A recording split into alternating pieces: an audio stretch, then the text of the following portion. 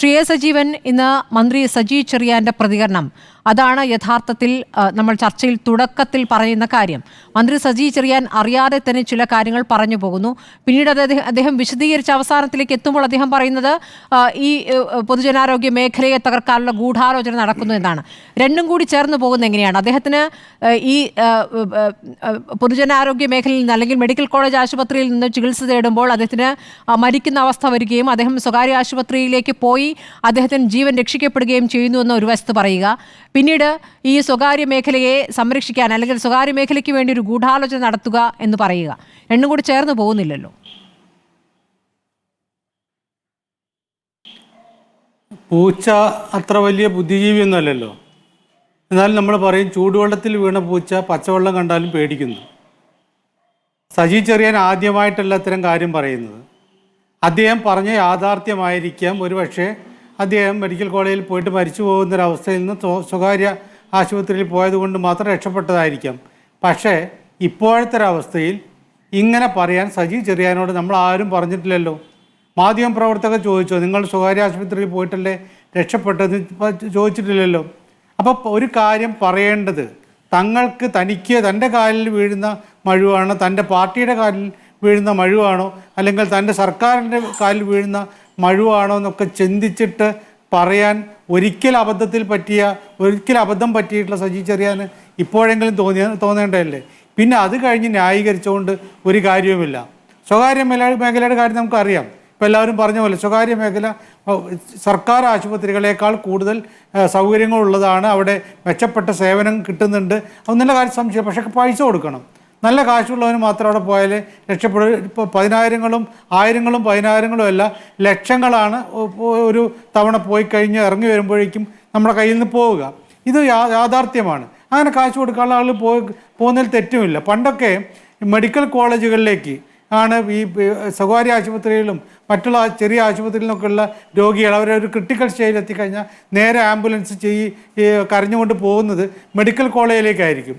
നമ്മൾ തിരിച്ച് ഇതേ കാര്യമാണ് ഇപ്പോൾ കാണുന്നത്. കാരണം മെഡിക്കൽ കോളേജിൽ നിന്ന് ആംബുലൻസ് ഈ സൈറൻ മുഴക്കിക്കൊണ്ട് പോകുന്നത് സ്വകാര്യ ആശുപത്രിയിലേക്കാണ്. അപ്പം തന്നെ കൃത്യമായിട്ടറിയാം. ഇപ്പോൾ ഇവിടെ പറഞ്ഞ പോലെ നമ്മളെ കെ കരുണാകരൻ മുതൽ ഇപ്പോൾ പിണറായി വിജയൻ വരെയുള്ള ആളുകൾ വിദേശത്ത് ചികിത്സയ്ക്ക് പോകുന്നുണ്ട് എന്നതിൻ്റെ അർത്ഥം കേരളത്തിലെ ആശുപത്രികളിൽ എന്തെല്ലാമോ സൗകര്യക്കുറവ് ഉണ്ട്. ആ സൗകര്യക്കുറവുള്ളത് കൊണ്ടുകൂടിയാണല്ലോ അവർ സ്വകാര്യ ആശുപത്രിയിൽ പോലും ഈ വിദേശത്തുള്ള അത്ര സൗകര്യം അല്ലെങ്കിൽ ചികിത്സയ്ക്ക് വേണ്ട സാമഗ്രികളോ എന്തെങ്കിലും കാര്യം ഇല്ലാത്തൊരവസ്ഥയാണുള്ളത്. അപ്പോൾ നമ്മൾ പറയേണ്ടതും കാണേണ്ടതും പ്രവർത്തിക്കേണ്ടതും എന്തൊക്കെ കാര്യത്തിൽ കടലാസിൽ നമ്മൾ മുമ്പിലാണെന്നുള്ളതെല്ലാം. ആ UDF ആണെങ്കിലും LDF ആണെങ്കിലും നമ്മളുടെ വീഴ്ചകൾ എന്തെല്ലാമാണ്, നമുക്ക് എവിടെയൊക്കെ പരാജയം സംഭവിക്കുന്നുണ്ട്, അത് കണ്ടെത്തിയിട്ട് അത് പരിഹരിക്കാൻ ശ്രമിക്കണം. ഇനി വീഴ്ച ചൂണ്ടിക്കാണിക്കുന്നവരെല്ലാവരും ശത്രുപക്ഷത്താവുന്ന എങ്ങനെയാണ് ശ്രീ എ സജീവൻ? സാധാരണഗതിയിൽ പ്രതിപക്ഷത്തെ ഭരണപക്ഷം വിമർശിക്കും, പ്രതിപക്ഷം പറയുന്നതിനെ ആ രീതിയിൽ തിരിച്ച് പ്രത്യാക്രമണം നടത്തും, അത് കുഴപ്പമില്ല. പക്ഷേ മാധ്യമങ്ങൾ ഒരു ചോദ്യം ചോദിക്കാൻ പാടില്ലാത്ത വിധത്തിൽ അതിനെ വേറെ രൂപത്തിലാക്കുകയാണ്. ചോദ്യങ്ങൾ ഉന്നയിക്കുമ്പോൾ അതിനെ വേറെ രൂപത്തിലാക്കുകയാണ്. വീണ ജോർജുമായി ബന്ധപ്പെട്ടുള്ള ചോദ്യങ്ങൾ, അത് ആരോഗ്യമന്ത്രിയുമായി ബന്ധപ്പെട്ടുള്ള ചോദ്യങ്ങൾ, ഏത് രീതിയിലാണ് അതിന് മറുപടികൾ വരുന്നതെന്ന് കണ്ടല്ലോ. തീർച്ചയായിട്ടും അതൊരു പ്രധാനപ്പെട്ട പ്രതിപക്ഷം ഇപ്പോൾ ചെയ്യുന്നത്. നമ്മൾ സ്വാഭാവികമായിട്ട് അറിയാം, പ്രതിപക്ഷത്തിന് അവരിപ്പോൾ ഈ കോട്ടയത്തുണ്ടായുള്ള ദുരന്തത്തിൻ്റെ പേരിൽ ആ കുടുംബത്തോടുള്ള വലിയ അകമഴിഞ്ഞിട്ടുള്ള പ്രശ്നം കൊണ്ടൊന്നുമല്ല അവർ ഈ സമരരംഗത്ത് ഉള്ളത്. UDF ആണെങ്കിലും BJP ആണെങ്കിലും അവർക്ക് രാഷ്ട്രീയമായിട്ടുള്ള മൈലേജ് ഉണ്ടാക്കുന്ന ഒരു കാര്യമാണ്. അത് സ്വാഭാവികമായിട്ടും അതവർ ഇപ്പോൾ അത് UDF ആണെങ്കിലും LDF ആണെങ്കിലും BJP ആണെങ്കിലും ഒക്കെ ചെയ്യും. പക്ഷെ മാധ്യമങ്ങൾ ഇവിടെ ഉയർത്തിക്കൊണ്ടുവരുന്ന പ്രശ്നമെന്ന് പറയുന്നത് അതിനെ അഡ്രസ്സ് ചെയ്യാൻ അത് കാണുമ്പോഴേക്കും മാധ്യമങ്ങൾ നെഗറ്റീവാണ് എന്ന് ചിന്തിക്കുന്ന രീതിയുണ്ടല്ലോ, അത് തീർത്തും തെറ്റായിട്ടുള്ള ഒരിക്കൽ പോലും നമ്മൾ അതിനെ അംഗീകരിക്കാൻ പറ്റില്ല. സാധാരണ ഞാൻ പലപ്പോഴും അപകട വാർത്തയുണ്ടാകുന്ന ദിവസം നമ്മൾ നേട്ടങ്ങൾ ചർച്ച ചെയ്യണം എന്നാണ് അവർ അവതരിപ്പിക്കുന്നത്. അത് എന്തുകൊണ്ട് പറയുന്നില്ല? ഇതുവരെ ഉണ്ടാക്കിയ 9 വർഷത്തെ നേട്ടം, നമ്പർ 1 ആക്കിയ നേട്ടം എന്തുകൊണ്ട് നിങ്ങൾ വിശദീകരിക്കുന്നില്ല എന്നാണ് ആവർത്തിച്ച് ചോദിക്കുന്നത്. നേട്ടം പറയേണ്ട സ്തുതിപാഠകന്മാരുടെ ചുമതലയാണ്. സ്തുതിപാഠകന്മാരാണല്ലോ ഇങ്ങനെ ആവർത്തിച്ചുകൊണ്ട് മന്നവേന്ദ്ര വിളങ്ങുന്നു ചന്ദ്രനെ പോലെ നിൻമുഖം എന്ന് പറയാം. അതല്ലാത്ത കാര്യം ആണ് പറയേണ്ടത്. കാരണം ഇവിടെ ഇന്ന പ്രശ്നങ്ങളുണ്ട് എന്ന് പറയുന്ന ഒരവസ്ഥ. രാജാവ് നഗ്നനായി തോന്നുന്നുണ്ടെങ്കിൽ ആ രാജാവ് നഗ്നനാണെന്ന് പറയാനുള്ള ആ കുട്ടിയുടെ ആർജവമുണ്ടല്ലോ, അതാണ് മാധ്യമങ്ങൾ ചെയ്യുന്നത്. ഇവിടെ പ്രശ്നങ്ങളുണ്ട് എങ്കിൽ ഇപ്പം നമ്മൾ ഈ കോട്ടയത്തെ ആ കെട്ടിടം ഇടിഞ്ഞു വീണ് ദുരന്തമുണ്ടായതിന് ശേഷം ഈ ചാനലുകളിലും പത്രങ്ങളിലൊക്കെ പല മെഡിക്കൽ കോളേജുകളിലും പല പ്രാഥമികാരോഗ്യ കേന്ദ്രങ്ങളുടെയും ജില്ലാ ആശുപത്രികളുടെ അവസ്ഥ വരുന്നുണ്ട്. ആ അവസ്ഥ വരുമ്പോൾ അത് കണ്ടിട്ടില്ല എന്ന് നടിക്കുകയല്ലേ വേണ്ടത്. അതിന് പരിഹാരം ഉണ്ടാക്കണം. അതാണ് പ്രശ്നം. ഇപ്പം മന്ത്രി രാജിവെച്ചുകൊണ്ട് നേരത്തെ താങ്കൾ തന്നെ ശ്രീകുമാറിനോട് ചോദിച്ചല്ലേ, മന്ത്രി രാജിവെച്ചുകൊണ്ട് പ്രശ്നം തീരുമോ? അതില്ല. വീണ ജോർജ് കുറ്റക്കാരിയാണോ അല്ലയോ എന്നുള്ളതല്ല പ്രശ്നം.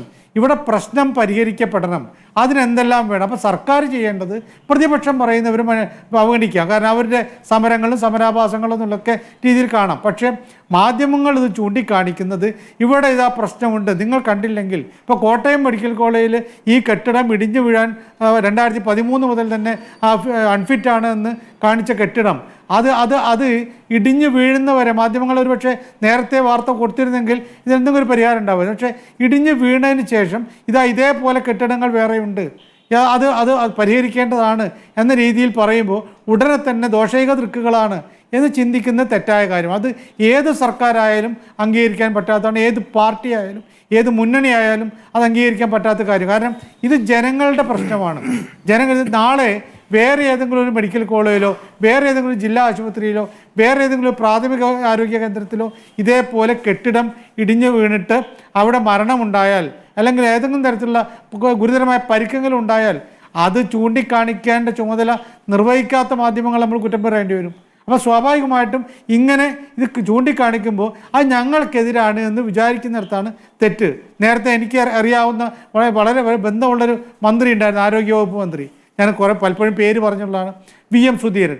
അദ്ദേഹം ഓരോ സമയത്തും ഓരോ ജില്ലയിലും ആ റിവ്യൂ മീറ്റിംഗ് വെക്കുകയായിരുന്നു. ആ സമയത്ത് ഇപ്പോൾ ശ്രീകുമാറിനൊക്കെ അറിയാം, ആ സമയത്ത് അദ്ദേഹവുമായി ബന്ധമുള്ള ആളുകളോട് അദ്ദേഹം അവിടുത്തെ പ്രശ്നങ്ങൾ, മാധ്യമപ്രവർത്തകരോട് പ്രശ്നങ്ങളൊക്കെ ചോദിക്കുക, എന്തൊക്കെയാണ് അവിടുത്തെ പ്രശ്നം, ഇങ്ങനെ കുറേ ആരോപണങ്ങൾ കേൾക്കുന്നുണ്ടല്ലോ. അപ്പോൾ അതെല്ലാം പഠിച്ചതിന് ശേഷമാണ് അദ്ദേഹം വന്ന് റിവ്യൂ നടത്തുക. റിവ്യൂ നടത്തുമ്പോൾ ഉദ്യോഗസ്ഥന്മാരെ മാത്രം വെച്ചിട്ടല്ല ചെയ്യാറുള്ളത്.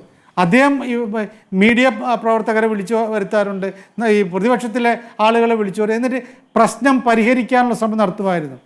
അതാണ് വേണ്ടത്. നമ്മളിപ്പോൾ ഈ മന്ത്രിമാരെ കല്ലിടാൻ പോയിട്ട് കാര്യമൊന്നുമില്ല, ഉദ്ഘാടനം ചെയ്യാൻ പോയിട്ട് കാര്യമില്ല.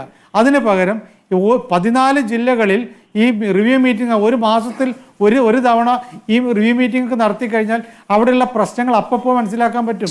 കോട്ടയം മെഡിക്കൽ കോളേജിൽ റിവ്യൂ മീറ്റിംഗ് നടന്നിരുന്നെങ്കിൽ അവിടെ HDSൻ്റെ ആളുകളുണ്ടല്ലോ, അങ്ങനെയുള്ള ആളുകൾക്കൊക്കെ കൃത്യമായിട്ട് പറയാൻ പറ്റുമല്ലോ ഇത് ഇന്ന പ്രശ്നങ്ങളുണ്ട്. ആ പ്രശ്നങ്ങൾ പറയുമ്പോൾ അതിന് പരിഹരിക്കാൻ കെട്ടിടം പൊളിക്കാൻ എത്ര മുമ്പ് പറ്റുമായിരുന്നു. കോട്ടയം മെഡിക്കൽ കോളേജിൽ ഒരു റിവ്യൂ മീറ്റിംഗ് വെച്ചിരുന്നെങ്കിൽ അവിടെ ആശുപത്രി അധികാരികൾ പറഞ്ഞില്ല വയ്ക്കുക. HDSൽ എല്ലാവരും പ്രതിപക്ഷത്തെയും ഭരണപക്ഷത്തെയും അംഗങ്ങൾ ഉണ്ടാവുമല്ലോ, അവർക്കത് ഉന്നയിക്കാം, അല്ല നാട്ടുകാർക്ക് ഉന്നയിക്കാം, മാധ്യമപ്രവർത്തകർക്ക് ഉന്നയിക്കാം. അതിനുള്ള അവസരം ഉണ്ടാക്കുകയാണ് വേണ്ടത്. വീണ ജോർജ് രാജിവെക്കുന്നതിന് പകരം പ്രശ്ന പരിഹാരത്തിലേക്ക് പോകുന്ന ഒരവസ്ഥയിലേക്ക് ഇനിയെങ്കിലും ഇമ്മാതിരി പ്രശ്നങ്ങൾ ഉണ്ടാവാതിരിക്കാനുള്ള ഒരു നീക്കമാണ്. അതിന് മാധ്യമപ്രവർത്തകരെ കുറ്റം പറഞ്ഞിട്ട് ഒരു കാര്യം.